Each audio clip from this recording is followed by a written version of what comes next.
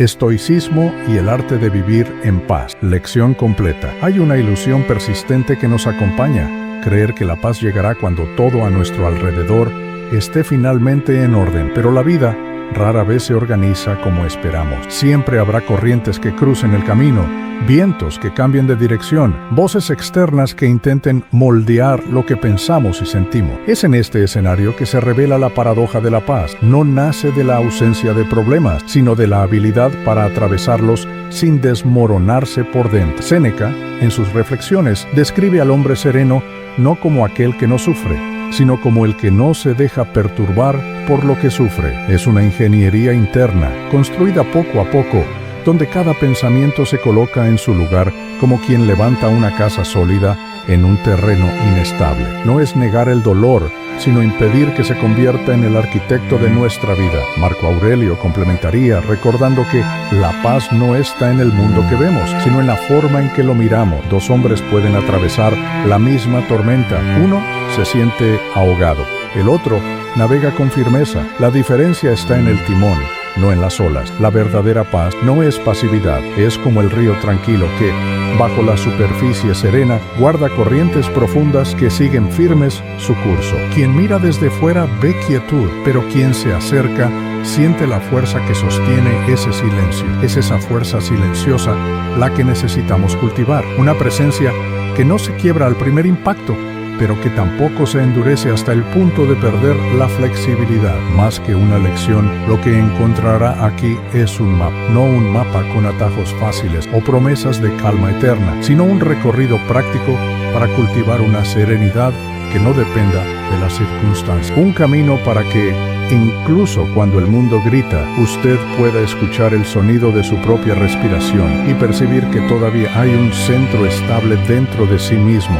y es desde ese centro que todo lo demás comienza. El ruido invisible que nos roba la tranquilidad. La inquietud no siempre nace de grandes tragedias. Muchas veces se infiltra en dosis pequeñas, casi imperceptibles, hasta convertirse en parte del aire que respiramos. Son las microansiedades, la notificación que interrumpe un pensamiento, la comparación silenciosa con la vida de los demás, las urgencias inventadas que nos hacen correr sin saber a dónde. Cada una de ellas es como un grano de arena, solo e inofensivo, pero juntos forman un peso que se acumula dentro de nosotros. Séneca, atento al desperdicio de energía que cultivamos sin darnos cuenta, recordaba que la prisa es enemiga de la claridad. Correr todo el tiempo no es señal de productividad, sino de desorden interno. Es como llevar piedras dentro del zapato. Podemos seguir caminando, pero en cada paso aumentamos el desgaste hasta que el dolor se vuelve inevitable. Y lo curioso es que incluso cuando sabemos que las piedras están ahí,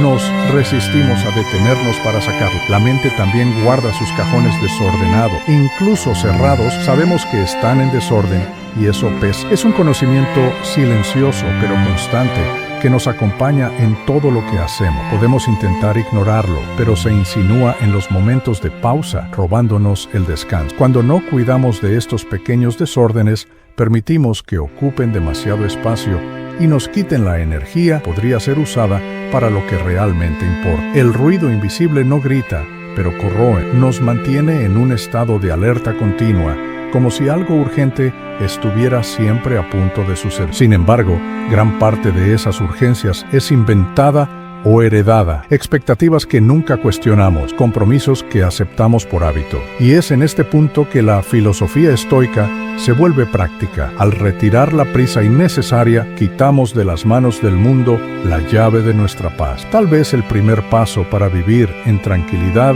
sea ver lo que nos inquieta en silencio, no para huir, sino para reorganizar, porque así como un cajón puede ser vaciado y reordenado, la mente también puede volver a ser un espacio donde cada cosa tiene su lugar. Y cuando el peso invisible se deshace, descubrimos que la tranquilidad no es algo distante, siempre ha estado ahí, esperando que la encontráramos. El error de esperar que el mundo se calme primero. Hay quienes viven en un estado de espera, como si la paz fuera un evento futuro, condicionado a la resolución de problemas, al fin de las crisis o a la desaparición de todos los ruidos. Cuando las cosas mejoren, cuando tenga más tiempo, cuando la situación se calme. Estas frases paces construyen una vida suspendida, donde la tranquilidad se convierte en una promesa siempre aplazada. El problema es que el mundo no sigue nuestro calendario y mientras esperamos, los días siguen pasando. Marco Aurelio, ante las presiones e inestabilidades de su tiempo, recordaba que tienes poder sobre tu mente,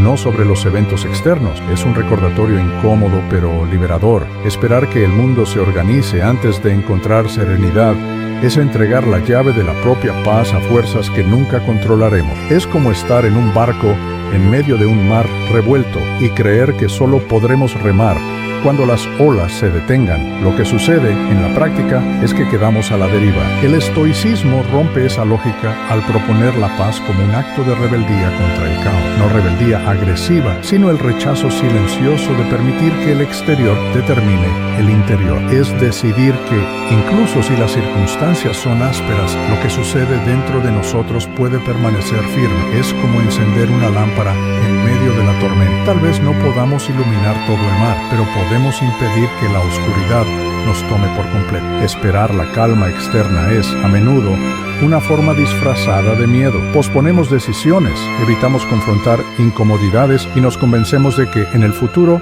será más fácil. Pero la verdad es que no existe un momento perfecto. Cada día lleva su cuota de inestabilidad y si no aprendemos a caminar sobre ella, seremos eternos prisioneros de las circunstancias. La paz no es consecuencia de un mundo organizado, sino la postura de quien decide navegar incluso en mares agitados. Es un gesto íntimo de autonomía, reconocer que si lo que está afuera es incierto, lo que está dentro puede ser cultivado con constancia y, al actuar así, descubrimos que la serenidad no necesita permiso para existir, solo necesita ser elegida aquí y ahora. La práctica del límite y del silencio activo. No todo silencio es virtud. Hay un silencio que nace de la cobardía, que se esconde para evitar conflictos, y otro que es fruto de la fuerza, capaz de sostener la claridad incluso en medio del ruido. El primero paraliza, el segundo protege. Saber la diferencia entre ellos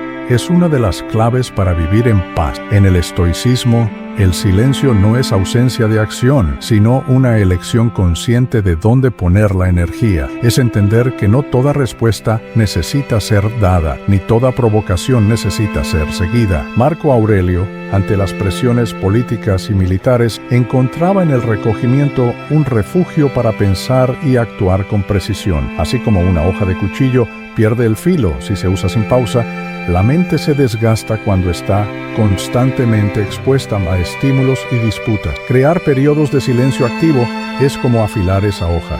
Un intervalo para recuperar el corte, para que la próxima acción sea exacta y no un golpe ciego. El silencio activo está hecho de límites claros. Es rechazar el exceso de información, disminuir la exposición a voces que solo amplifican el caos y permitir que la mente respire sin ser constantemente invadida. No es una fuga, es preparación.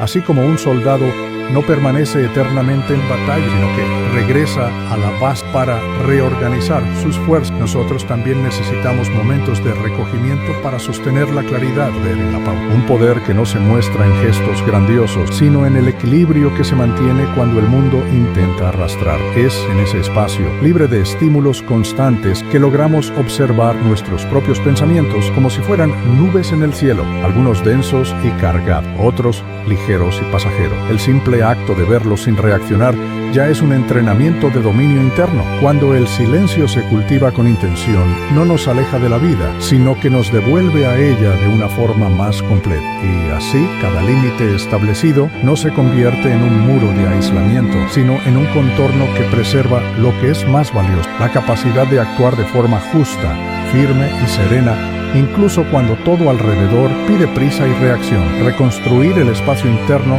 como un refugio. Existe un punto en que la paz deja de ser algo que buscamos fuera y pasa a ser algo que construimos dentro. Este espacio interno es como una casa que necesita cuidados constantes. Si es abandonada, acumula polvo, grietas y corrientes de aire que debilitan sus paredes, pero cuando la cuidamos con atención, se convierte en un refugio que nos protege incluso en las tormentas más violentas. Reconstruir este lugar no es obra de un día, sino de gestos pequeños y consistentes que, sumados, cambian toda la estructura. Séneca veía la virtud no como un ornamento para ser exhibido, sino como el cimiento sobre el cual se construye la tranquilidad. Es ella la que da firmeza al suelo, la que impide que nos desmoronemos al primer temblor. Sin esa base, cualquier conquista es frágil, cualquier descanso es temporal. Por eso, reconstruir el espacio interno comienza por rituales simples que anclan el presente. Escribir 3 frases antes de dormir para ordenar la mente.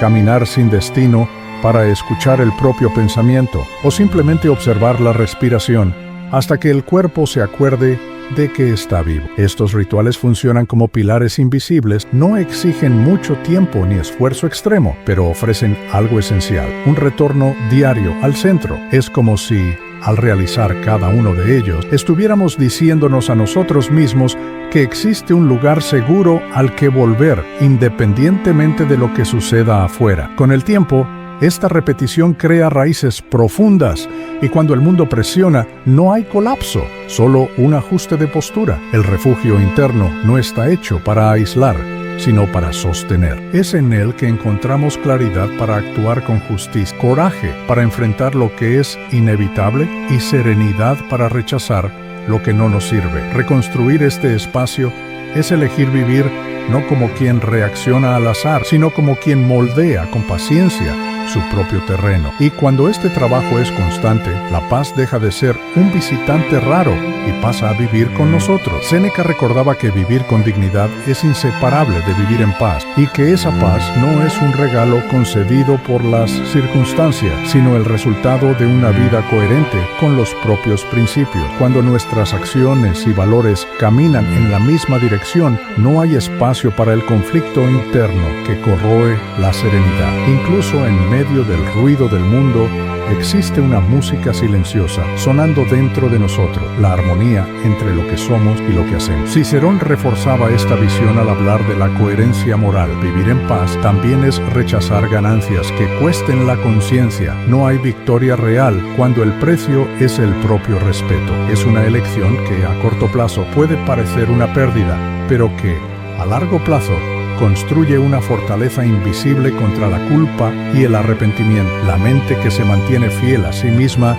no es fácilmente perturbada. Podemos pensar en la mente como una casa. Puede ser lujosa, con adornos y riquezas a la vista, y aún así ser insoportable de habitar, porque lo que define un hogar no es lo que está colgado en las paredes, sino lo que se siente cuando se está dentro de él. De la misma manera, la mente solo se convierte en un lugar seguro cuando lo que guardamos en ella es ligero, íntegro y verdadero. No hay razón para esperar la calma externa. Puede que nunca llegue o que dure menos de lo que imaginamos. La verdadera conquista es construir dentro de sí mismo un espacio donde podamos sentarnos, cerrar los ojos y sentir que hemos llegado. Un lugar que no dependa del humor del día, del rumbo de la economía o de la opinión ajena. Un lugar que sea nuestro, silencioso y sólido. Y cuando encontramos ese lugar, no importa si el mundo está en guerra o de fiesta. La paz entonces deja de ser un sueño distante y se convierte en el suelo que pisamos. Porque al final no es el escenario lo que define al viajero, sino la fuerza con la que camina.